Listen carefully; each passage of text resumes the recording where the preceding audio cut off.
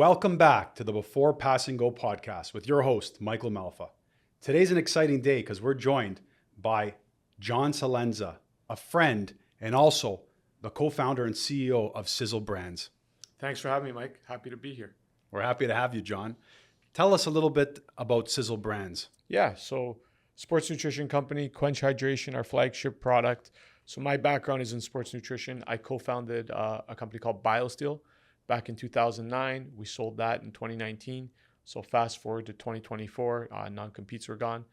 I linked up with some of my old BioSteel crew and some new people, and we decided to bring Sizzle Brands to life with the first product being Quench. Impressive. Now, Quench, I know we see this brand. I see it in the grocery stores. Mm-hmm. I also see it in the community.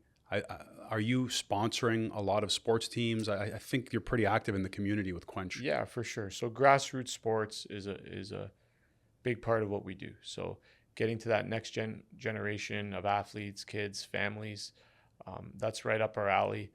We're fully confident in that realm because our whole mandate is to provide you better for you products. So what happens is, we'll get some social media influencers or different athletes to help promote the brand. Mm-hmm. But, your kid runs up to you and says, "Hey, Dad, I want Quench. And you're thinking to yourself, okay, what crap does my kid want now? Is this another Prime or Gatorade or something like that? And you give it a look, especially someone like yourself who's into health and fitness. Whoa, well, there's no sugar in here. Oh, right. 6 essential electrolytes. This is actually good for them. Yeah. You know what I mean? Sure, Em, you can have this, right? Yeah. And then before you know it, Mike starts drinking it. And before we know it, we're a part of your pantry at home. And that's really the goal, to provide better for you products, to start with the younger kids. I have 3 young daughters of my own that are all active in whether it's dance or soccer or different things. So I know growing up, like for me, hydration wasn't a thing, right? I'd have 2 eggs mixed up with sugar in the morning. I'd go to school. Zambayone? Yeah. The only, I'd go to the water fountain, but that's because I wanted to get out of class. Yeah. You'd have 1 juice box for lunch, a prosciutto sandwich, and then you'd be playing something after school. Kids these days, they're a lot more educated than we were. They go with their Stanleys, their different hydration products. So yeah, just providing better for you products for the next generation, for people like you and I as well, Mike, as parents and people that like to, still train and do things ourselves. That's our niche for sure. Yeah, and I'm glad you mentioned that, because the first thing I looked at when you brought this drink in, I looked at the ingredients, and You're absolutely right, and I was impressed. And you mentioned even the salt you're using Celtic salt in here? Yeah, Celtic sea salt. Oh, wow. Yeah. Celtic sea salt. So the gentleman that formulated this product, his name's Andy O'Brien. So Andy O'Brien, he's a friend of mine. He's a multiple-time Stanley Cup champion with the Penguins and the Panthers. But he's been Sidney Crosby and Nathan McKinnon's performance coach pretty much since they were kids, right? He's from out east as well. So those 2 guys take their training and their nutrition to a level I've never seen before. So Andy's been with them every step of the way, and he's kind of that cheat code in the NHL, they call him, because he doesn't count against the salary cap, or everywhere they go, a Stanley Cup ends up showing up. And he just got back from England. He was consulting the Man City's Academy, so on and so forth. So he's always traveling the world, working with different nutritionists, doctors of the teams, and seeing what's next, and testing on the products as well, right? He'll go to Europe and they'll do a bunch of different testing on the product. He'll bring that testing back here. So when it came to the R&D of not just Quench, but our supplement line, Spoken, or our Snack Star Quench line, everything was made best in class. Impressive. No compromising on the quality of ingredients. Not even on the packaging. Eco-friendly Tetra packaging. We actually recently purchased the old Flow manufacturing facility, Flow Water manufacturing facility in Aurora. So not the brand, just the manufacturing facility. And we are the largest co-manufacturer of 500 ml Tetra in all of North America. Wow. Yeah. That's impressive. And where's that out of? That's in Aurora. In Aurora. Yeah, it's in Aurora. It's about 30 minutes north of here. I live in King City, so it's about 15 minutes from my house.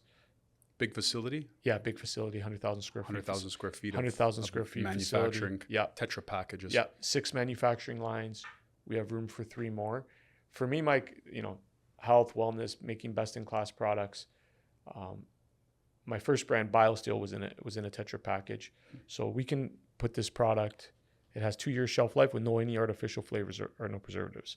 And the packaging is what really helps with that. But something that always stuck with me, I went to see a PET plant, so a plastic bottle plant. I was out in Guelph, and I walked in, and just the scent of the place, it smelled like burning tires.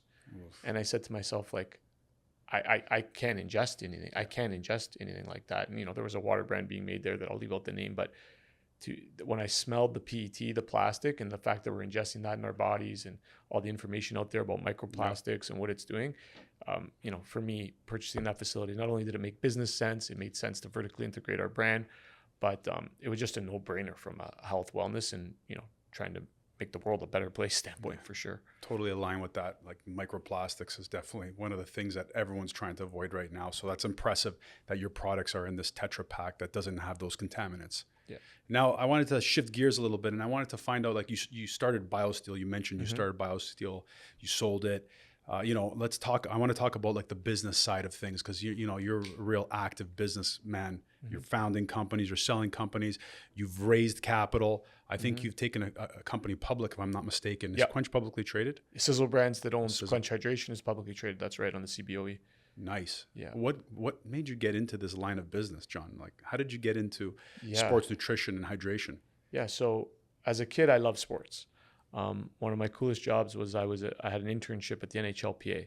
So I got to work cross-functionally across their organization. So whether it was in learning player group licensing rights, the marketing department, whatever it was, just it got thrown at me. I was the kid. I was folding T-shirts as well, writing bios on the website, you name it. But I really loved it, and I learned a lot about the space. After that, I worked for my uncle's advertising agency called Montana Steel Advertising. Okay. My favorite account to work on there was Pizza Nova. Oh, nice. Yeah. So, I got to see the jingle being made or redone. Sorry, it was done years before me. And just to understand, how they were getting to market and how they're influencing consumers in such a competitive space.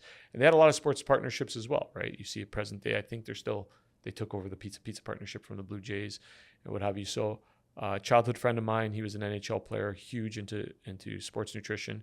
He was really always trying to find an edge when it came to that stuff. So it was him. He said to me, let's have a sports nutrition company, right? Let's do this. You have the marketing background. I have a business background as well as an athlete and a huge proponent of sports nutrition. So we got into it together, and we learned the hard way. I had a little office over here on the back of my dad's car dealership on Jane and Highway 7. He gave me a desk. Wow. Our warehouse was the shower. And at the end of it, because I was worried about a flood. So at the end of the night, we'd close the curtain, and that's how we go home, and all the product was piled up in the shower. And it was very grassroots when we started. We started with $50,000, and away we went. Yeah. So you bootstrapped that business pretty much. We bootstrapped that business. I remember getting all the online orders, and the website wasn't sophisticated at all. It was literally like I would see it come in and do an invoice with Microsoft Word. And then I'd go to the post office with all the boxes, and I'd get the guy there to help me out. I'd give him $50 cash, and we'd put all the boxes together and ship them out. And it got a lot more sophisticated. Obviously, as we went, there's a ton of learnings with that. But it was a fun ride. Definitely, know the highs and lows of entrepreneurship, right? I mean, one day I was in my socks kicking field goals at the Dallas Cowboys training camp in California, wow. Right? And the next day, I'm back home, and I'm worried about that we have $5 in the bank account, and I got to jog to the next meeting type thing, because I don't want to spend the $5. I'm not even joking. So it was an interesting ride for sure. A lot of learnings. And then what we did there is we ended up selling the business in 2019, and we stayed on for some of us stayed on for a little bit after that. And it was a public company that we sold to. And there was a lot of learnings that came for that for sure. And it was part of my motivation for getting back into it once the non-competes went away, but also to take a company public as well. What a journey it sounds like. Yeah. And a roller coaster ride. Roller coaster, lots of learnings, lots of fun. It was at a time in my life when, I didn't have 3 kids that are the age that they are now. So it was. So you could put in those 60 hour weeks. We put in those hours. My wife was beyond understanding, to say the least. I mean, I was probably on a plane at least every 2 weeks going somewhere. I remember one time it was a West Coast trip, and I forgot what I was doing out there. I think it was a meeting with the LA Kings or something like that. And I had to go to a wedding in Vegas. And Mike, I swear I didn't drink a thing at the wedding. I just wanted to get home. And I'm on the plane headed home, and I just feel like really warm. So I get up to go to the bathroom, and boom, I hit the deck. right? I go to get up again, boom, I hit the deck.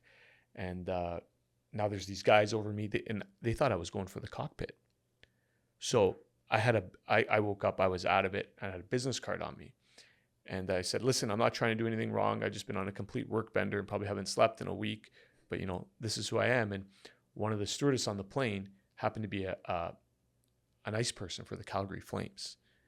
And she saw the BioSteel business card and she was like, no, I know this company. Like this sounds legit. So they called my wife, like when we landed, because they had to keep me in the front of the plane. I was out of it, sleep deprivation. Wow. And like I wanted to walk off the plane, but there's rules to this stuff, like big time, especially when you're on a plane.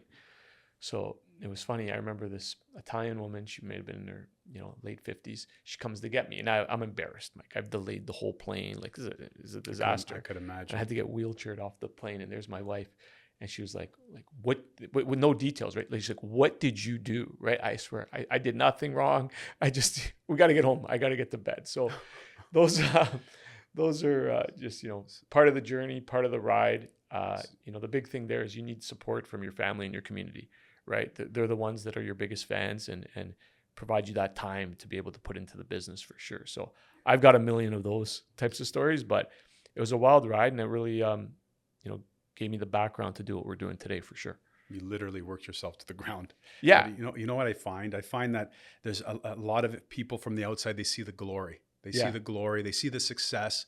And, a lot of times we're advertising, we show the success, but we're not necessarily showing what it took to get to that point. Oh, for so sure. they don't realize the sacrifice. And this is a common theme that's coming up. And, as I talk to different founders that have built successful companies, they don't see what it took to get there. It's just like they see you there succeeding, the company's large, it's established, but they don't know that, you were literally collapsing on a plane, literally driving yourself to the point of a complete failure. It's a mentality too, right? Insane. Like this Instagram era, everyone sees the flash, but exactly. And also as an entrepreneur, I've talked about this with other entrepreneurs, Andy O'Brien as well, that formulates our products. And he went through it in his career where you want to be that tough guy. Oh, I work every hour of the day. I don't need sleep. I'm super tough. And like we were talking about before we came on today, no, you need sleep. Yeah. Like sleep is human beings' number one superpower. You get to go to bed and that's how you get recharged, right? So over the years, and I know it's a big part of your life as well, getting into the gym, exercising, making sure you get proper sleep. These are good habits for us, but only you're setting a good example for your kids as well, right? Yeah. If you're coming in here on 1 hour sleep and you're trying to make decisions with millions of dollars on the line, that's not probably the smartest thing in the world. So for me, that moment and getting a little smarter, a little more experience, you really have to take care of yourself before you can take care of, your business and the others around you as well. So a lot of learnings with that for sure. Nice. Well, as Hulk Hogan says, get to the gym, eat your vitamins, and he doesn't mention get your sleep. And that's, I think, so important for many people, and quality of sleep as well. Like we talked about, going to bed and just tossing. So many individuals toss and turn in bed. They're not getting that quality of sleep, that REM sleep, that deep sleep. Yeah. So I think for sure that's important.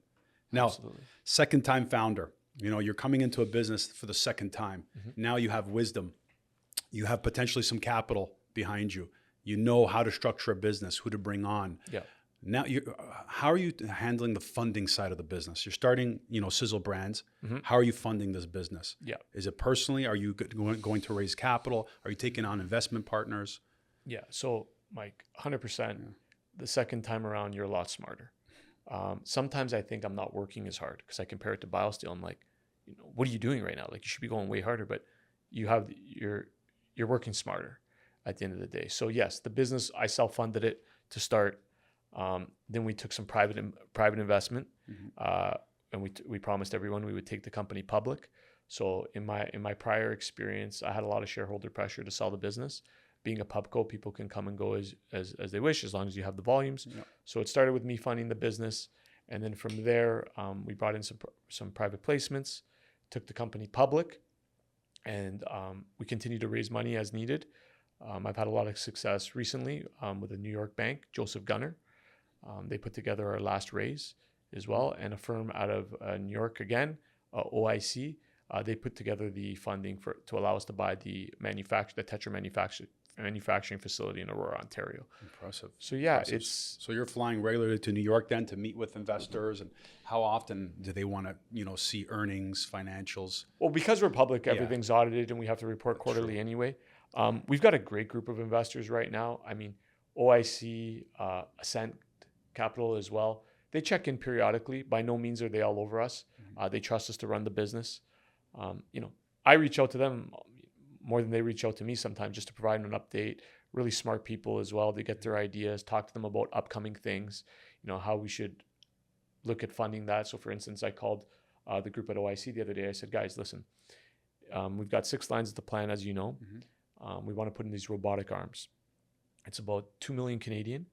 First year incremental EBITDA to that is $2.5 million. Wow. Right? So in our deal with them, they set aside $10 million US for any CapEx we want to do at the manufacturing facility. Right? So then we discuss, is that a good use of the funds? Should we wait, do something bigger with that? Is it the robotic arms and something else, and we just do it all in one shot? So it's not only funding that they're providing the business, Mike, but it's also experience, a lot of relationships, a lot of connections as well. The OIC team is made up of 3. The main guys there are former Goldman Sachs employees, which I've worked with Goldman Sachs in my prior life as well when we were selling BioSteel. So they bring a great deal of experience to the table, and they also give you the parameters of what people are looking for, right? So they tell you how to value a deal. Yeah. So the manufacturing facility in Aurora, we paid 84 million Canadian for. And at first people are like, these people are nuts. They just paid $84 million for a distressed asset. But when you surround yourself with smart people that have done it before, you look at the comparables out there, right? So Waterloo Brewing, which is local to us, just sold, I believe it was for 10 to 12 times EBITDA. Wow, right? So we got multiple. Yeah. And I've been in CPG now for 17 years, Mike. On the manufacturing side, that's been pretty consistent. Okay. So on manufacturing, you'll see about 10 to 12 times EBITDA. Okay. On the brand side, you'll see anywhere between 4 to 6 times sales, sometimes more, like a Celsius. The energy drink was a huge home 4 run. to 6 times gross revenues. Yeah, net revenues. Oh, net. Okay. Net. Yeah, on that side there. So for us, we went and bought the manufacturing facility at 4.5 times EBITDA, right? And now that we're able to prove it out, so we just had our last full quarter with the manufacturing facility in place, and we were positive EBITDA on a consolidated basis, not just at the manufacturing facility, right? So, it's always scary taking on debt, but at the same time, when it makes sense, it makes sense, right? I'm a big fan of Jerry Jones, and I was watching his documentary and actually got to speak to him a couple times as well, and back in my BioSteel days, and he said what he did best is his ability to access capital. That was it, right? I mean, he was drilling for oil, right? And you want to talk about a game and raising money and risk reward, right? So obviously when he went and bought the Cowboys, but that's what he said he did best, was his ability to access capital and understand loan structures and debt. I've heard that. And that's a business in and of itself, is raising capital and leveraging capital to get to certain, to achieve larger, goals, and to get businesses to certain points. You need to be really good at that. Mm-hmm. But it helps having, bringing the right people into the room and ensuring that you're valuing the company correctly. You have the unit economics, you have the confidence that you can achieve, that uplift, that return on investment, or that return of deployment of capital, that's like you mentioned. And I noticed you're going to New York a lot, dealing with your partners there. Are these investment bankers then? Yeah, they're investment bankers. And how's the landscape of investment bankers here in Canada versus the U.S.? It's robust here in Canada, in particular in Toronto. Mm-hmm. I've dealt with a number of the top banks here. I know a lot of people at these banks personally. And I'd say, the TSX, right, the Toronto market, huge. We went through a huge cannabis boom here, and it's always been very big on mining. Right. When it comes to the CPG space, I find the Canadian markets are a little not as into it, a little more risk adverse, right? Whereas the Americans tend to have more of an appetite for it. And it's not to say that the Canadians won't get involved, but I've got friends that run some of the biggest funds in the city, and they said, you know what, John, we'd rather pay triple the price when it's more de-risked. Whereas when I speak to different investors out of New York or Charlotte or wherever I'm talking to, it's no, we want to get in now. We want to try to make those bigger gains. Yeah. And our fund has this type of profile for it. So it's not to say that, one's better than the other, but when you're the driver of the bus, you want when you want it. And in the early days, I found that, getting funding out of the US has been easier, but it's not to say that the Canadian banks haven't been there. And, I know that they will be there as we further along the business for sure, and start to bring in some institutional money as well. Yeah, exactly. It's just the evolution of the business. You definitely probably had to learn a real different skill set in terms of dealing with lenders and investment banks. You learn the different side of the business as opposed to just the operation. Because think about it, when you started, a lot of it was marketing and product, marketing, and then you started to pick up the operation side that came, and now this is a whole different side, the financing side. Completely different, Mike. Completely different business. Animal. For me, I just like to jump on the hot potato, right? So I enjoy the sales and marketing. That's my background. But I find myself focused on the capital side of the business a lot of the time as well, especially being, a founder. They want the story. At the end of the day, it's you and the team that you've selected that they're betting on. 100%. So for me, I just try to jump on that hot potato, whether it's a sales initiative, a market initiative. But the funding, especially in CPG, it's on the brand side, you're going to lose money for your first 3 years. You just are. 100%. And when we took the business public and we took in the private placement before that, I told everybody that. I said, listen, I need 3 years. This isn't a fly, overnight in and out. I need 3 years. So we're just approaching 2 years of the business. We had our first positive EBITDA quarter, which we're really proud of. That's impressive. That path seems to be in place to continue along the way. And I have a lot of my old, sales and business development people that I worked with in the past now coming back to the business as well. So some of them were helping run Congo Brands, which is Prime, which was a big success in the sports drink space. Mark Anthony Brands, they launched Moss, the messy sports drink SKU as well. People that were back at my old company, BioSteel, that are coming back to help out as now. So for me, it was really proving that we could get back into the race, that we had something that people wanted to identify with and work on day to day. So the business is starting to get more and more familiar to me, to some of my later days with BioSteel already. I'd say we probably accomplished, from a sales and marketing standpoint, what took us 9 years at BioSteel, we probably accomplished in 2 years with Sizzle Brands and Quench, for sure. That's impressive. So you really compressed that timeline with the experience, with the capital, the know-how. I want to double click on something you mentioned earlier, where you mentioned to your capital partners that this is a 3-year plan we have here. Mm-hmm. I think that level of transparency is very important when you're dealing with capital partners, and that allows you to, set the expectations at the beginning and bring on the right capital partners, rather than just trying to sell them, some kind of made up story that, hey, we're gonna knock it out of the park in 1 year or in a year and a half. Then there's just this pressure on everybody, the pressure on you to deliver. The capital partners don't have different expectations. I think that transparency in the beginning is so important, because this way everyone is aligned, and this way you attract the right capital partner that's not putting pressure on the business to. You don't want them knocking down your door every day. And that transparency, like you mentioned, Mike, that's key, right? Because if people want to make 8% a year, there's lots of banks that can do that for you, right? So when I look at our business, obviously it's a penny stock right now, so that gives you a high risk profile. And obviously I'm completely biased, but if someone's looking to 10 times their money or more in the next 3 years, I have my own money in this business, right? And when I look at it, we're at I don't know, I haven't checked the stock today, but a 70 million Canadian market cap, right? And I look at our manufacturing facility. We're on pace to sell out line time for calendar 2027. That plant will do $35 to $40 million in EBITDA.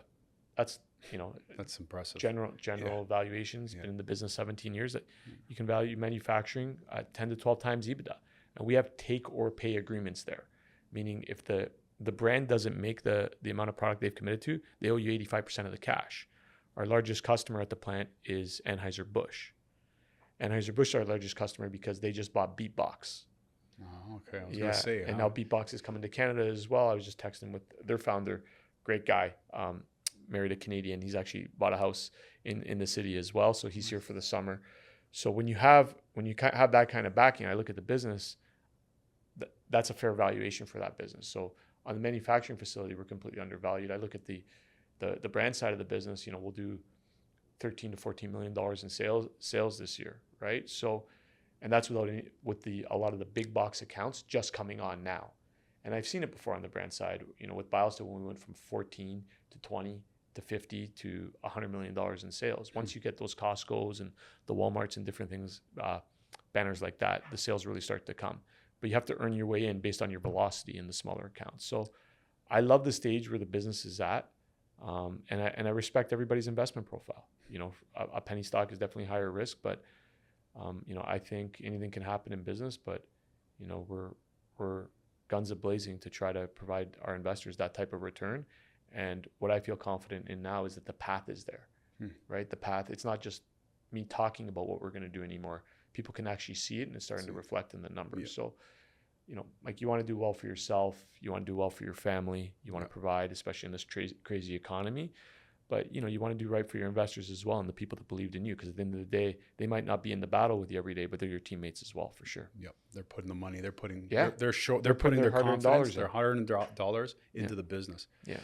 Impressive. So, you know what, from here, I guess, since we're on the Before Pass and Go podcast, next I'm going to ask you an insurance related question. Please. And then I'm going to shift to Stefano. Stefano, if you have any questions that you could think of. Oh, I do. I have a lineup waiting. He's been waiting. Patiently waiting. So I'll ask him an insurance question, and then we'll shift to Stefano to open it up to, he's usually really good with the audience questions. Yeah. Awesome. So, John, how important has having the right insurance been when scaling this business? Especially, you're buying that Massive flow manufacturing facility. Mike. All your lenders, one of the first things they're asking? Massive. My biggest concern when we bought the manufacturing facility in Aurora was, what if this place burns down? What if this place burns down? We just spent $84 million, right? So yeah, we were able to put the insurance place. So it would be our insurance policy would pay out 2 years of sales. So you got business interruption on 2 years. 2 years. Business interruption on 2 years, because it takes 2 years and $45 million to build the identical facility to what we have right now. Wow. So we'd be down for 2 years, plus we'd need another 45 to rebuild what we have, let alone that you're going to all your clients are going to go somewhere else as well. So 100%. Insurance was huge when it came to that purchase of the manufacturing facility in Aurora. And then we sell drinks. We sell consumable products. Our liability is huge. Product liability. Now, obviously, we run 10 out of 10 facilities, NSF certified for sport product, every certification possible, especially because we sell so much to the pro sports. So that's a completely different level of testing as well. Because you think about it, you've heard it a million times in the news, right? Someone takes one wrong thing in their protein and all of a sudden they're losing an Olympic record, right? So we test our products to the absolute maximum you can, with the highest governing bodies on the planet. But from an insurance standpoint, you need that liability in place. And it's not we're doing anything wrong, but you also got to protect yourselves from, I'm going to use the term, the ambulance chasers out there, right? They're there. We got an email, 3 weeks ago. Oh, there was this in my my protein. Well, no, there wasn't. Yeah. No. That's absolutely impossible. And then you dig a little deeper, and the person ended up apologizing, right? No, I confused you guys with another brand, type thing. So insurance is a big part of what we do. I wouldn't be able to sleep at night without it. And to your earlier point, Mike, when it comes to putting this funding together, it's not coming to you if you don't have the proper policies in place. Yep. And they have risk management teams that'll assess. Oftentimes, a lot of these investors will have their own in-house risk management teams that assess the insurance.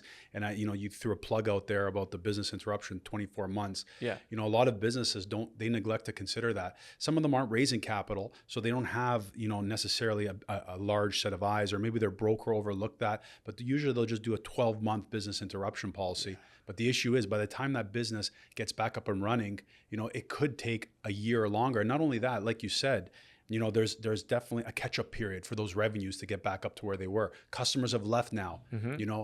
You have to get your customers back. You have to reinstill a confidence with your previous customers. Mm-hmm. So it's going to take 24 months, sometimes even longer, to get back to the revenues you were at before. So having that extended runway on your business interruption, I'm so glad you brought that up. And to other business owners, they should be looking at that. You have to have it, Mike. Yeah. Even when you're dealing with accredited banks, like, that's the first thing that they check, right? Because they're lending, whether it's against your equipment or against those contracts. So what happens if you can't honor, if something happens to that equipment? What happens if something happens with those contracts, right? So 100%. it's a huge cog in our wheel for sure. And let's be straight, no one was giving me $84 million to buy a manufacturing facility unless we went all in on our insurance policies, for sure. No, and you know what, the way I like to position it, the way we position it at Boardwalk is kind of like insurance. We don't want insurance to be like an expense it is an expense for businesses, but we don't want it to be viewed that way.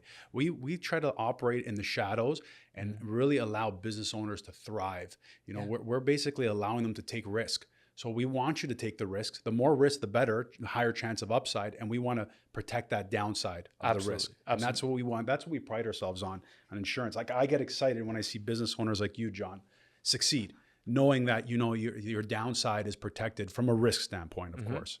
No, as an entrepreneur, everyone will accuse you of, taking on risk. But all day I'm actually thinking about how to mitigate risk is the truth, right? So by having the proper insurance in place, it gives you that protection to go out and play guns a-blazing. We talked about sleep earlier on this, right? Yeah, try sleeping without the proper insurance in place. We could definitely need to clip that, put that clip in the podcast. So Stefano, I'm going to give you an opportunity. We have John here. What would you like to ask him? So I have a list and a half of questions, but we're not going to be here for 3 hours. So I'm going to hit you just with the most important ones. For a lot of people that are watching, especially in our age demographic, a lot of them always look at entrepreneurship as this glitz and glamour kind of business. And you already said that you're pretty much all in, and if you need to sleep on the floor in the warehouse, you will. Yes. That's essentially it. But what's the actual fundamental driving force for you now? Now that you've already succeeded in business one, this is now business two, and you're looking to accelerate the success rate. What is your driving factor outside of family and outside of the knowledge from before? What are you doing differently now? Yeah, I mean, outside of family is obviously number one, but outside of family,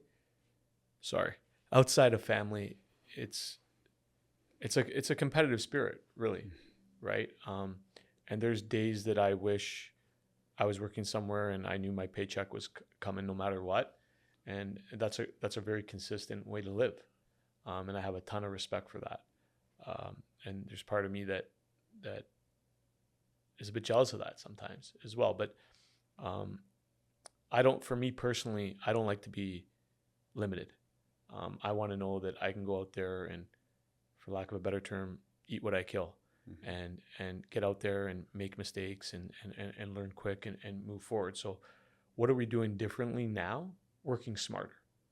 When I was 27 years old, we started BioSteel. I was sharing a condo in Yorkville with a buddy, and work all day, party all night. And there's a lot of learnings that came from that and a lot of experiences, right? Fast forward to today, 3 kids, family. It's the experience that we're leaning on and all those learnings. And I wouldn't say it's a safer approach by any means, but definitely using that experience, right? At 30, you think you know it all. At 35, and I know this is cliche, but it's so true. At 35, you think you know it all. I can't wait to see what I learn at 50. The problem is, and a lot of what Mike and I have discussed today is you got to take care of yourself, because when you have all that experience, when you're that much smarter at 50 than you are at 40, you still want to have that energy and that drive, right? And now I get it. Like, Stefano, you brought up the glitz and the glam, right? And there's these lists of 20-year-old billionaires and these tech billionaires at 30 and the Zuckerbergs and all that. But there's a reason why people do really well in their careers from 40 to 50 and even 50 to 60. And it's because of that experience and that knowledge. It's priceless. You can't replace it. So to be able to take care of yourself, to take care of your family, and to stay grounded in those moments, you want to have the energy when you have all the experience. That's my biggest takeaways. Well said. Now, well said. There's another interesting aspect, and I gotta ask this because right off the bat we mentioned where you were located, and you said some of the big players. Like, are you in Walmart and stuff? Yeah. So our powder SKUs just got listed at Walmart. They're doing very well, actually. We got the recent data report, and we're definitely pulling at Walmart right now. So now Walmart Canada. But here's the biggest fundamental problem, and most entrepreneurs that want to sell a product have one big hard stop, and that's how the hell do I get into the big box retailers? Where can they give me space on the shelf? How did you end up getting in the limelight? Yeah. So in Ontario, even harder now because alcohol, right? So how many of the convenience store shelves got designated alcohol? Yep. So even harder now. So in the beginning, Stefano, so I'll take it back to the BioSteel days, you're selling a story, right? And why are you different?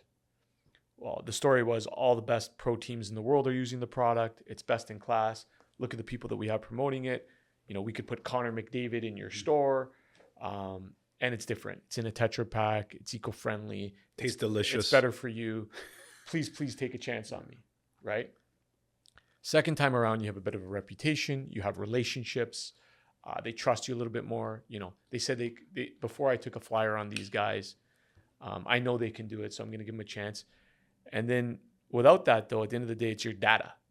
It's just your data, right? So, you know, we're in 63 Shoppers Drug Marts right now. Wow. If we want to go national, and those are regional deals that we did. But the goal is there's over 1,000 Shoppers Drug Marts in Canada, coast to coast. How do you get to that 1,000, right? Well, it's your data. So they're going to look at your 63 stores. You're going to see what your velocity is like, and you're going to earn your way there. Because if you're selling, you know, even half as much as Gatorade, because they have got like a 60 to 70% market share in the category still to this day. They're going to give you some shelf space, right? And then from there, it's a negotiation. Is it 2 facings? Is it 3 facings? Is it 4? What kind of promotional opportunity can you bring to this? So we endorse Gavin McKenna. Gavin McKenna just went first overall in the NHL draft. So we have a SKU that we just came out called Draft Day Blue. Oh, wow. Well, with that kind of firepower, we're able to pre-sell the product before we even make it. So Shell's on board, Canco's on board, Healthy Planet's on board, right? So it's a combination of, Stefano, 3 things. Your relationships, your data, right? Your numbers got to be good.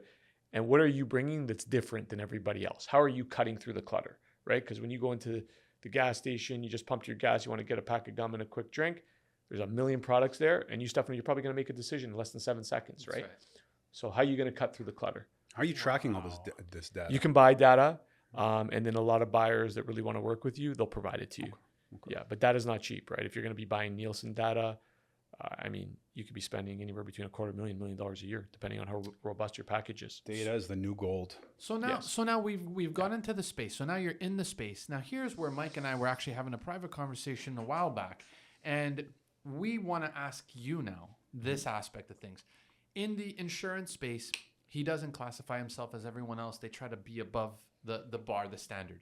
In my respective field, there's a lot of people doing it on a day-to-day basis, but I know that the longevity of it is going to diminish after a year. So it's like my superpower is, can I last a little longer? Mm-hmm. In yours, you're dealing with some big players. Like, forget Gatorade. Gatorade is different. But when I hear the word Prime, now Prime is Logan Paul. It's very trendy with the younger generation. When you step into a space with them, that they're social media kings, do you look at them and say, damn, they're my competitor? Or do you say, can I somehow leverage on their trajectory of speed? It's a bit of both, right? I mean, we're very focused on our game plan and being the best Quench Hydration we can be. And, you know, you pivot along the way, but for the most part, you're sticking to your guns there. And then, yeah, you definitely use the excitement that others create around the category. So, you know, Logan Paul, KSI, they came to the category, huge social media influence, and they just made more people aware that there was an alternative to Gatorade when it came to sports drinks. Mm-hmm. And then, you know, Prime did us the biggest favor of all time by creating products that weren't good for people. And they also created their energy drink and called it Prime, and that caused mass confusion in the marketplace where people were like, well, there's caffeine in Prime, so my kids can't drink it. Well, the truth was there's only caffeine in the energy drink. See, I didn't even know that. I always thought when Prime came out, I thought it was just an energy drink, and I wouldn't give it to they said kids under 13 couldn't have it. See, so there was. There you go. So then we come along a little more wholesome, Coach Chippy, different influencers like that, you know, and a parent like Mike picks up the product because his daughter's playing soccer for Woodbridge and she sees it on a jersey and she wants it at the juice bar and he's like, oh my God, is this Prime all over again? And he picks it up and, you know, he's schooled in the space. Whoa. This is, you can have this. This is actually good for you. No problem. Maybe I should be drinking this as well. And before we know it, we're becoming a part of people's pantries, right? Because now Mike's drinking it, the whole family's drinking it. So that would be it's going to sound funny, a prime way of leveraging our competitors. They brought more awareness to space, and here we come along with a better for you product. And the very last question, and then Michael will sign us off. The branding. Now I'm looking at it. It's very eye-catching. I love the fact that, you're really emphasis on the blues and the whites and then the reds. Like, it's popping. As soon as I look across from the table, it instantly catches my attention. It's the name that I find the most interesting because it's not spelt the way people think it's spelled. Yeah. So why did you make that branding decision? Cut through the clutter.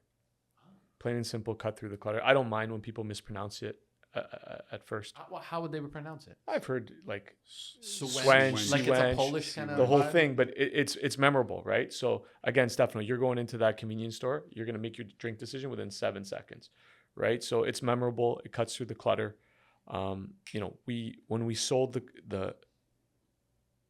I sold the first business, BioSteel, the people that acquired it were huge on insights, and they spent about $10 million on insights just on packaging.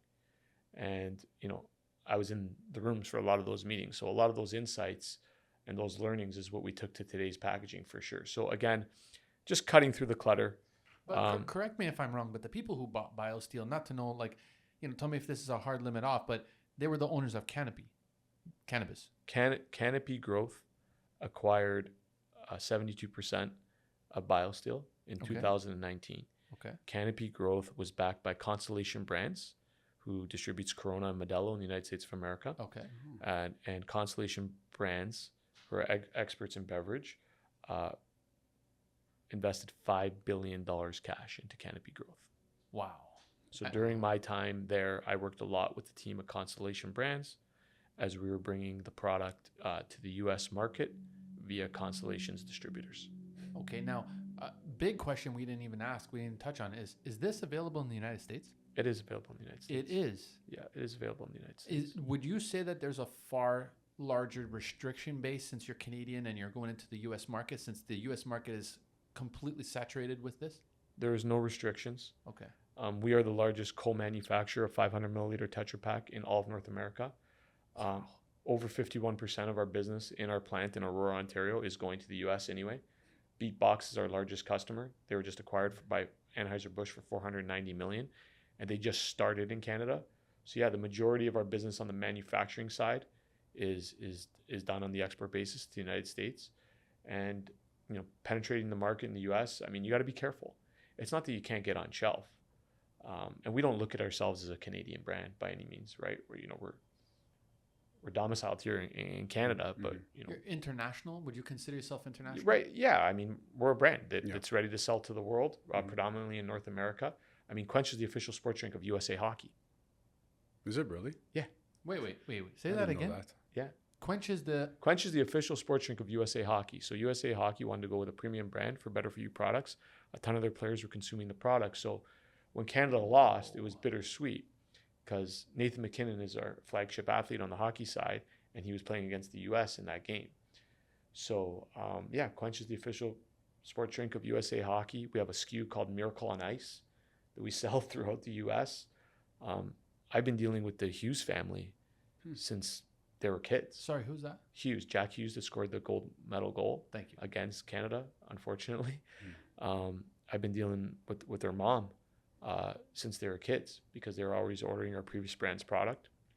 And those kids, they're American, but Quinn, who won the Norris Trophy, arguably him or Cale Makar, the two best defensemen in the world, in my opinion, he played in the GTHL for the Marlies, right? So those are some deep relationships with a lot of the US-based athletes, and we do have the deal. Quench is the official sports drink of USA Hockey. So to get on those US shelves is, I wouldn't say it's challenging. You got to be careful with the US. It's such a beast. You don't just say we're going to sell nationally in the United States of America. Yep. You will get throttled. Yeah.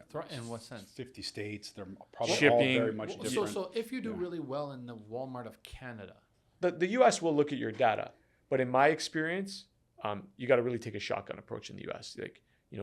if you're focused in hockey and certain grassroots sports, really do that northeastern corridor, because those sports won't resonate in the South. That's right. And you got to be careful in the U.S. because anything basketball and football is Gatorade territory. Oh, you can't. Like, they own that space pretty much. Yeah, they own that Like the NFL. they own that. Well, they have the official sports change rights to the NFL. That's about $100 million US a year. That deal. Wow. I looked at it with our previous brand, actually, when the Constellation guys and I wonder what and kind of looked at it. return that generates. Probably massive. $100 million, Massive. but Massive. they got to be getting back Massive football in Southern US. multiple on that. Yeah. And just So you got to be very strategic about how you go about your business in the US, to say the least.